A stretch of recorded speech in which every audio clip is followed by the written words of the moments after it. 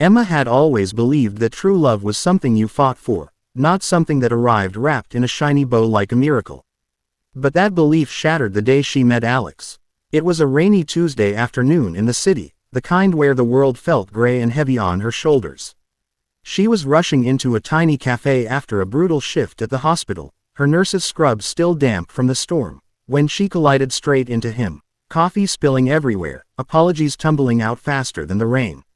He didn't get angry. Instead, Alex smiled, that warm, steady smile that seemed to cut through the chaos, and insisted on buying her a new drink.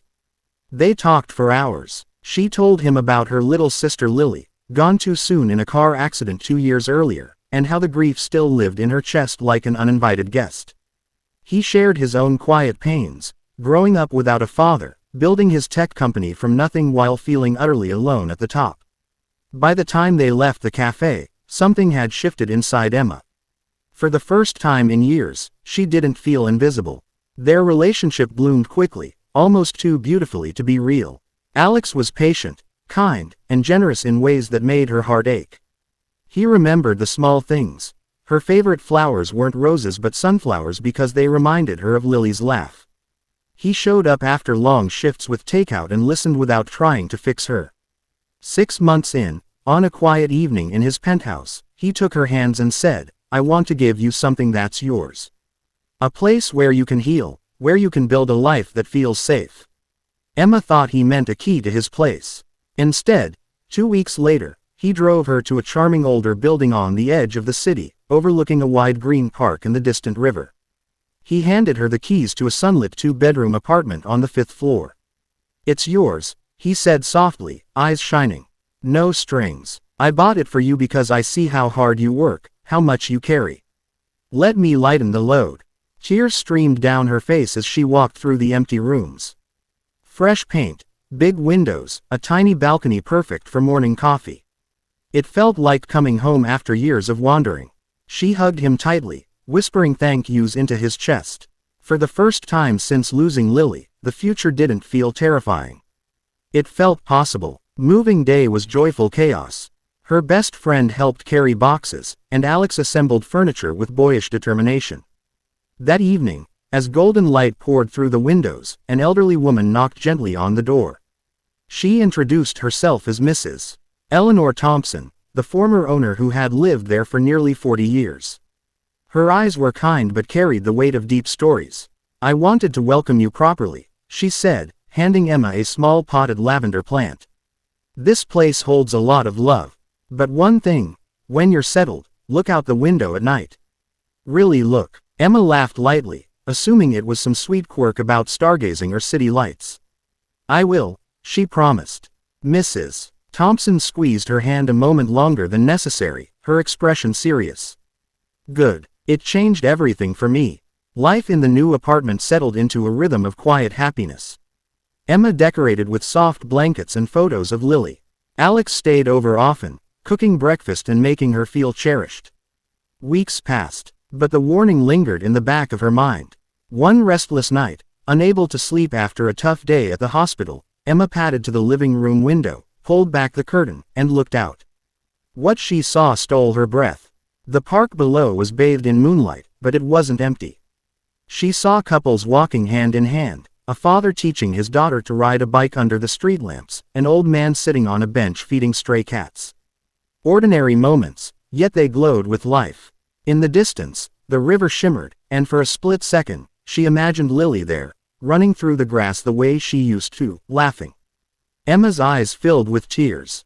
It wasn't scary, it was profoundly alive. She sat by the window until dawn, feeling her sister's presence in a way she hadn't in years.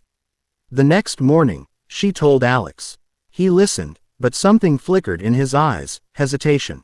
"Mrs. Thompson said the same thing to me when I bought it," he admitted quietly. "I thought it was just an old woman's way of saying goodbye to the place." Curiosity turned to something deeper. Emma invited Mrs. Thompson for tea. Over steaming cups, the older woman opened up. She had lost her husband in that very apartment after a long illness. For months after, grief had swallowed her. "I couldn't leave," Eleanor confessed, voice trembling. "Then one night, I looked out this window. I saw families living, loving, moving forward. It reminded me that life doesn't stop when our hearts break. It keeps going, and we can choose to join it again. That view saved me. I started volunteering at the park, helping new mothers, reading to children. It gave me purpose. Emma felt the words sink into her soul. Her own challenges had been mounting.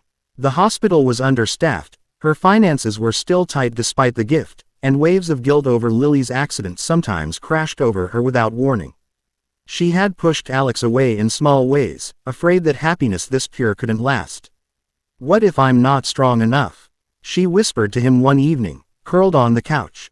Alex pulled her close. "You already are, but you don't have to be strong alone anymore. That's what this place, this life we're building, is for." He revealed his own vulnerability then. Buying the apartment hadn't been just generosity.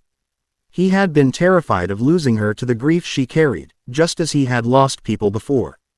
The gift was his way of saying he was all in, even when it was hard. Together, they faced the hard parts. Emma started therapy again, this time with Alex's gentle support. They planted a small garden on the balcony in memory of Lily, sunflowers, of course. Nights by the window became their ritual. Sometimes they sat in silence, watching the world below. Other times they talked about dreams. Emma wanted to specialize in pediatric care to honor her sister. Alex wanted to use his company to fund grief support programs. Challenges came, as they always do. A leak in the building tested their patience. A fight erupted when Emma's exhaustion made her snap at Alex for trying to fix everything. But they resolved it by the window at night, remembering Eleanor's lesson. Life keeps moving, and so must they. They chose forgiveness, chose presence. Months later, Emma stood at that same window with Alex's arms around her. The city sparkled below, full of stories just beginning. She had invited Eleanor over for dinner that night, and the three of them laughed like old friends. Emma had found her footing again, not because the pain disappeared, but because she learned to carry it while still reaching for joy. If you're watching this and carrying your own quiet grief, your own heavy burdens, remember this. Sometimes the greatest gifts aren't the walls around you, but the windows that show you the world is still waiting for you to step back into it. Look out at night. Look at the lives unfolding.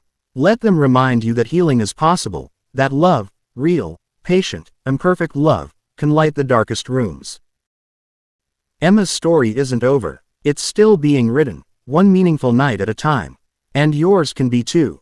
Hey friends, if this story touched something in your heart, please give it a like. It helps more people find messages like this. Subscribe and turn on notifications so we can keep sharing stories of hope, resilience, and second chances together. Drop a comment. What's one thing you're grateful for tonight? Let's lift each other up. Thank you for being here. Until next time, keep looking out those windows.